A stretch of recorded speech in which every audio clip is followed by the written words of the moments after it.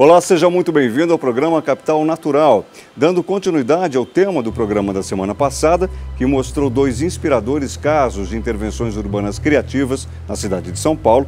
Esta semana vamos refletir sobre como a arte pode ser uma aliada das pessoas e das comunidades na reapropriação dos espaços públicos e, assim, na disseminação da consciência política e social. O chamado artivismo, que é o ativismo através da arte, não é um fenômeno recente, mas vem ganhando cada vez mais adeptos entre admiradores, realizadores e estudiosos que se interessam por seu alcance e suas possibilidades. O tema ganhou ainda mais projeção após as jornadas de junho do ano passado, quando milhares de brasileiros saíram às ruas em protesto. Atento à relevância desse fenômeno, o SESC de São Paulo realizou em fevereiro deste ano uma série de oficinas e palestras tendo o artivismo como pauta.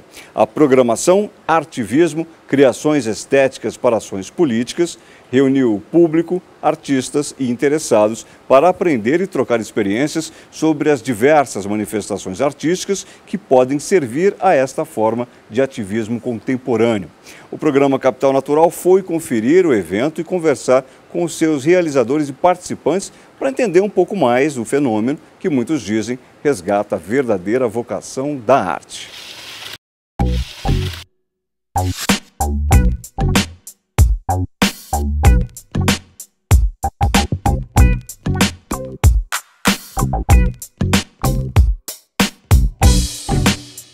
A ideia a gente começou lá em 2012, a gente tinha o intuito de aproveitar esse espaço, que são uma série de ateliês de arte, para discutir enfim, compartilhar práticas que envolvessem arte e política.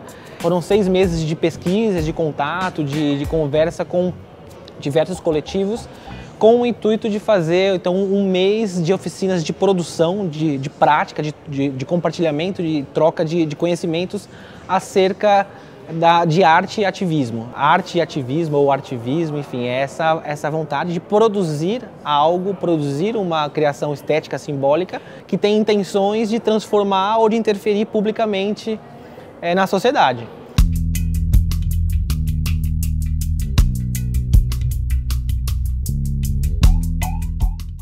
A ideia é formar dentro dessa lógica do compartilhamento do saber, né? De modo bem horizontal, não há nada, todas as aulas são bem horizontais, compartilhadas, mas de fato é um espaço, um mês de formação dentro da lógica da criação estética para ações políticas.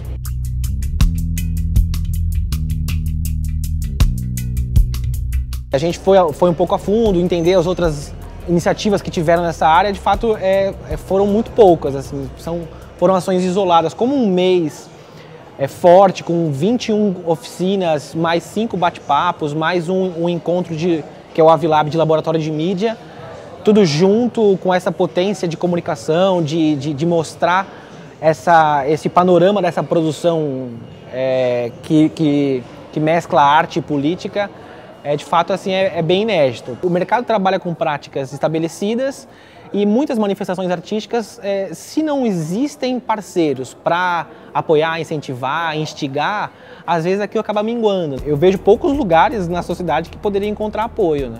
O SESC tem uma compreensão muito importante de que isso é fundamental para a cultura. Apoiar novas manifestações artísticas que não são apoiadas pelo mercado. A nossa intenção era pegar um leque grande de ações que misturavam arte e política. Você pode perceber que tem desde as práticas mais ligadas às artes visuais, stencil, lambe, como também aquilo que é mais voltado às novas mídias, à tecnologia, com os drones, enfim. E também a parte das artes cênicas. A gente quis pegar um leque bem amplo, porque a gente percebeu que existia esse leque amplo de atuação. Ouso até dizer que acho que 90% das pessoas aqui militam em alguma coisa, participam, engajado em alguma coisa, nem que seja ONGs, coisas de bairro, mas assim, todo mundo que a gente conseguiu conversar está engajado em alguma causa, digamos assim. E de fato veio aqui para aprender algum tipo de saber que quer usar na prática.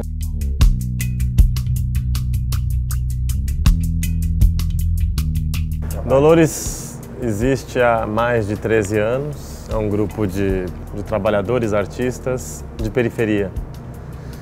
Então temos nossa sede na Zona Leste de São Paulo. Essa sede é um terreno público abandonado, que nós ocupamos esse terreno. e tratamos de animar esse espaço, realizando uma série de atividades, oficinas de teatro, batucada, festas, shows musicais, encontros poéticos, esculturas.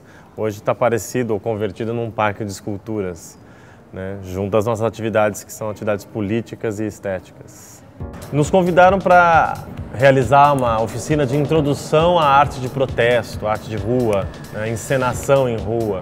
E nós contrapropusemos, primeiro, executar narrativas em vídeo, em áudio, em dramaturgia, em música, que contem, que apresentem uma trajetória de uma relação expressiva e crítica com a cidade, né, de uma relação política com a arte, canções e textos dramatúrgicos, além de outros dois últimos trabalhos realizados também com cunho, né, de intervenção crítica.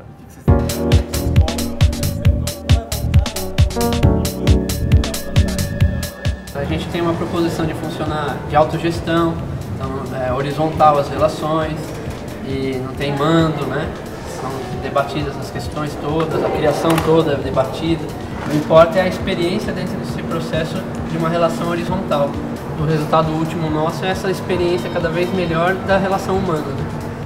Então a primeira questão para nós é que nós nos descobrimos como comunidade, né? E paramos de mitificar a comunidade. Vamos ter que atingir a comunidade. É evidente que o diálogo com o entorno, ele é sempre uma busca constante. Nós fazemos política. É uma intersecção de muitas comunidades que representam, talvez, uma parcela da comunidade total do entorno. Nós não somos unanimidade no espaço, mas convertemos esse espaço, segundo nossas linhas políticas, nossas vontades e orientações, a um espaço singular na cidade. E também tentamos, no combate ao machismo, no combate à segregação de diversos tipos, a hierarquia, também essa divisão intelectual do trabalho. Então nós todos fazemos trabalhos pesados e nós todos estamos aptos a pensar as nossas trajetórias futuras e as análises do presente e do passado. O Dolores também é uma eterna formação, então a gente estuda, desde de política até aula de canto, aula de teatro, é um lugar onde a gente se constrói. Fazer arte na rua é quase como uma obrigação ou como uma falta de possibilidade, né? É um compromisso político de externar o pensamento e a poesia que atravessam uma classe, nos entendendo como parte da classe trabalhadora, como externalizar, como apresentar para o mundo as formulações poéticas e políticas que nos atravessam. Então é para a rua, a fim de contribuir para a construção da subjetividade da nossa classe. De vários cursos estão saindo, pelo que a gente está conversando, estão saindo ideias, vamos se juntar, vamos fazer isso, vamos fazer um coletivo para fazer tal coisa. Isso nas mais variadas áreas. Então é importante em alguns momentos você acumular e engrandecer essas ideias, interconectar elas, porque às vezes ficam espalhadas, elas atuam muito em rede, mas às vezes ficam espalhadas, então é importante contribuir para esse acúmulo e, enfim, para a coisa ir avançando, né?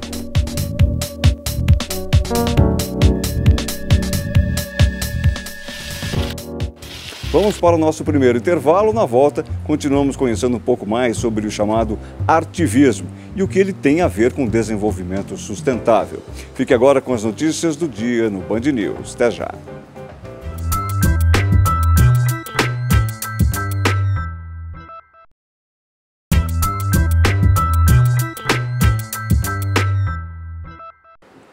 Estamos de volta com o programa Capital Natural, que hoje reflete um pouco sobre o arte-ativismo, o papel da arte urbana produzida nos espaços públicos na propagação da consciência política e social contemporânea. Estamos acompanhando a programação Artivismo, Criações Estéticas para Ações Políticas, realizada pelo Sesc Pompeia de São Paulo.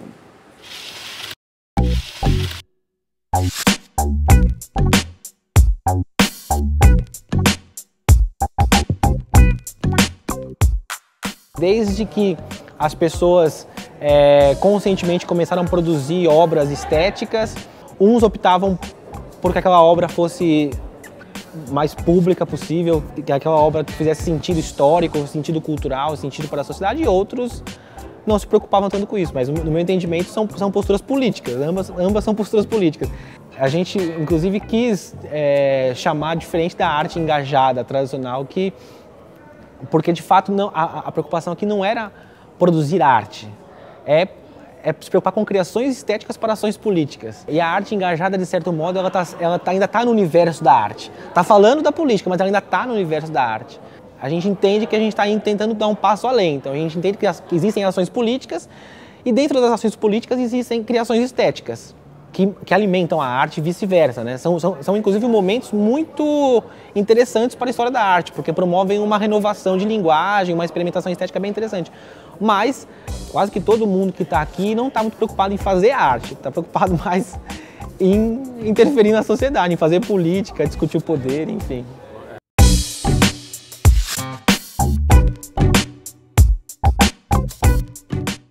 Eu tenho muito interesse em relação à arte pública, de modo geral, mas eu não acredito que só por estar na rua, essa arte é fora do mercado. Eu tenho a compreensão de que o capital colonizou tudo, não só a galeria, o espaço da arte, mas a rua também. A rua, a gente não tem muito domínio, né? O capital tem um domínio sobre a rua, ele propõe mudanças. É ingenuidade a gente acreditar que só porque está na rua há essa liberdade, esse enfrentamento direto. Mas, evidentemente, eu não consigo ver outro lugar para produzir arte hoje em dia. Eu acho todos os outros lugares muito complicados e dominados, enquadrados, compartimentados, entendeu?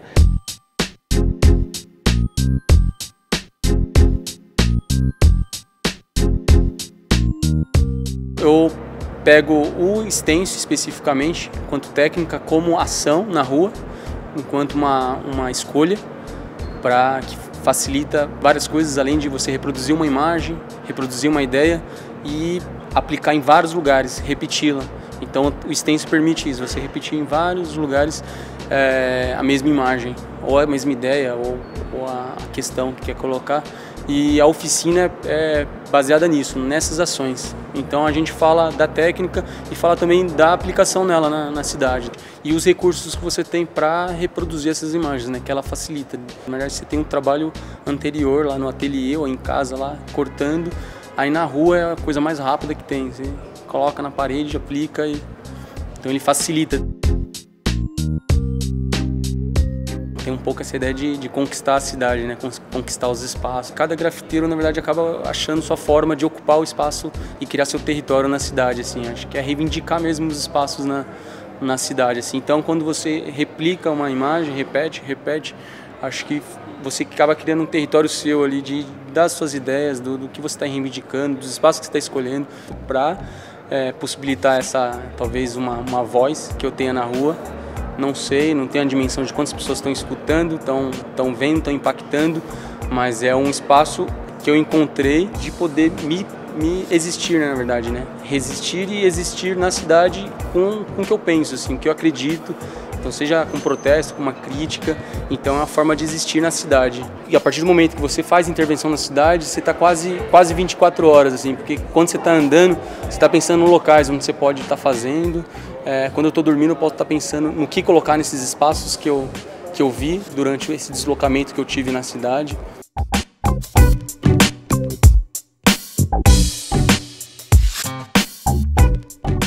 Promover esse evento, eu acho que dá uma dignidade cultural que faz com que as pessoas consigam ver isso como cultura mesmo, e não simplesmente como algo que degrada as coisas, aquela cidade toda de um jeito que tem que ser, entendeu? Eu acho que todo mundo que tá fazendo esses cursos e que produz essas coisas quer comunicar, porque todo mundo tem um interesse político de querer colocar suas ideias, de querer debater suas ideias e se vale de estratégias para se aproximar das pessoas, convencer, mostrar, seduzir até. E muitas vezes a arte fala muito melhor do que simples palavras, né?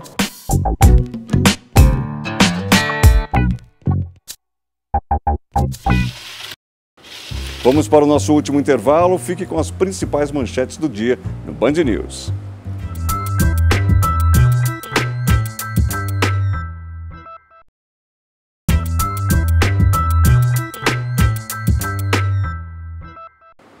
Estamos de volta com o programa Capital Natural. Conhecemos hoje um pouco mais sobre o chamado arte-ativismo, através da visão de artistas, curadores e público presentes na programação Artivismo, Criações Estéticas para Ações Políticas, promovida pelo Sesc Pompeia.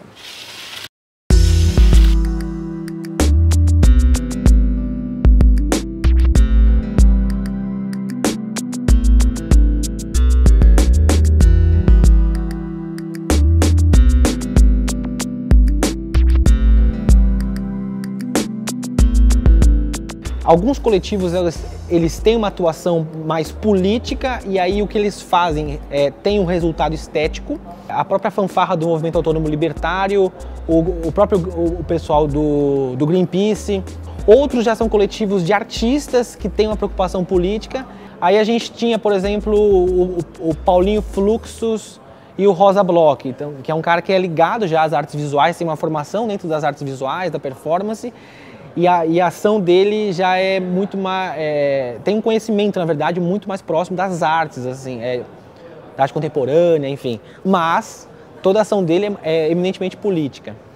E outros cursos, como, por exemplo, o de quadrinhos político, que a gente convidou uma pessoa que também é militante política, é o Gilberto Maringoni. Talvez não se junte com essa militância, mas a gente convidou e a gente quis fazer essa mistura. Você pode vir falar aqui de quadrinhos políticos, que você conhece tanto de política e muito de quadrinhos, e aí ele adorou, enfim. Eu sou cartunista, sou quadrinista e sou professor de Relações Internacionais da Universidade Federal do ABC.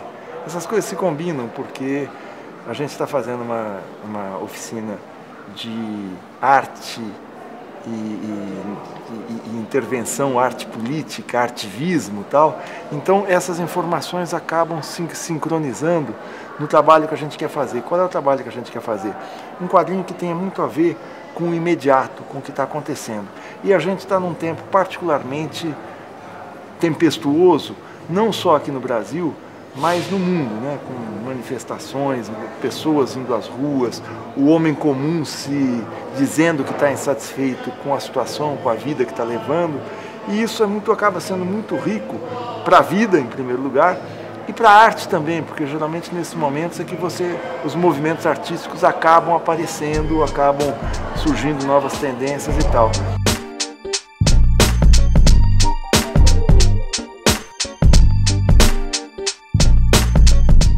Toda arte acaba sendo pública no sentido que ela tem que conversar com o outro. E esse outro nem sempre é uma pessoa que tem contato com o artista, com o autor. Então, quando você tem uma troca que ela acaba sendo impessoal, ela se torna pública. Impessoal, eu digo o seguinte, ela vai além do meu círculo de relações pessoais. E ela pode ser um meio de comunicação, ainda mais você tendo a internet, que é hoje onde o local onde as coisas acontecem. Quer dizer, o mundo acontece na vida real e na nuvem, né?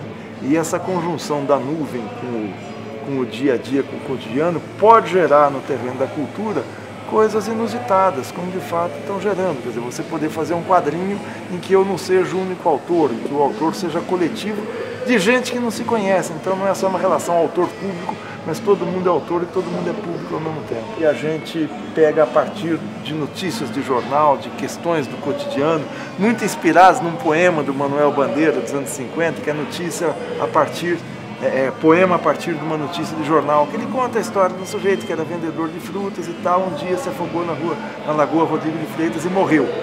É um poema quase minimalista, quase sem poesia, mas profundamente quente por captar uma vibração do cotidiano.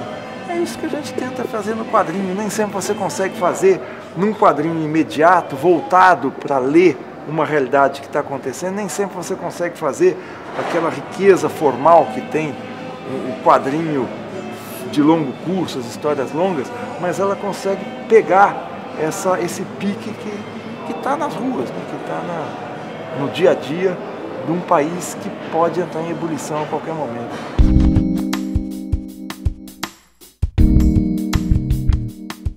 Olha, eu fico impressionado com o excelente nível cultural, o nível de interesse e a produção que as pessoas já têm. Eu achei que eu já fiz muita oficina de quadrinho, de desenho, de roteiro, e na maioria delas eram adolescentes, sem nenhum demérito, mas gente que estava muito mais aprendendo. Aqui não, é uma troca muito interessante, porque eu tenho gente que já concluiu universidade em várias áreas, direito, letras, design, vídeo e tal, e que vem confluir para tentar encontrar nessa linguagem dos quadrinhos essa visão múltipla da realidade. O ativismo é aquilo que o Che Guevara falava, que é quando o extraordinário se torna cotidiano, né? Junho foi um mês, aqui no Brasil, nas grandes cidades, em que o extraordinário se tornou cotidiano. A expressão disso na arte, no quadrinho, é que nós estamos descobrindo, porque nós não produzimos nada quase a partir daquilo. O quadrinho ativista não é um quadrinho que eu vou desenhar aqui, botar numa tabuleta e vou para a rua com ele. É uma expressão do que foi ou do que é as ruas, no que elas têm de extraordinário e no que elas têm de bobo também. O resultado das jornadas de junho é um resultado que a gente vai ver aí, espero eu, de décadas de engajamento político, de décadas de participação política e de, obviamente, que essa participação política leva à transformação social, né?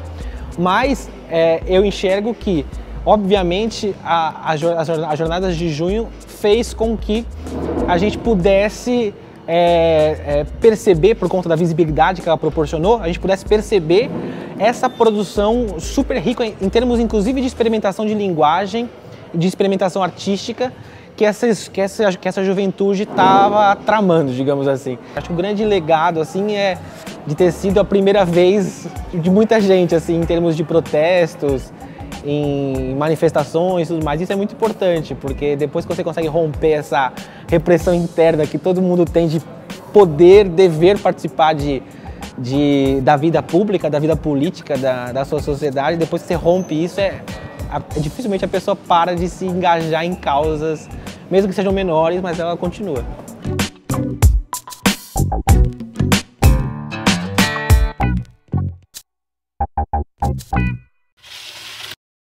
O programa Capital Natural fica por aqui. Eu agradeço aos nossos personagens de hoje, em especial ao pessoal do coletivo Dolores, o artista Bruno Perê, o quadrinista Gilberto Maringoni e o curador do evento Guilherme Leite Cunha.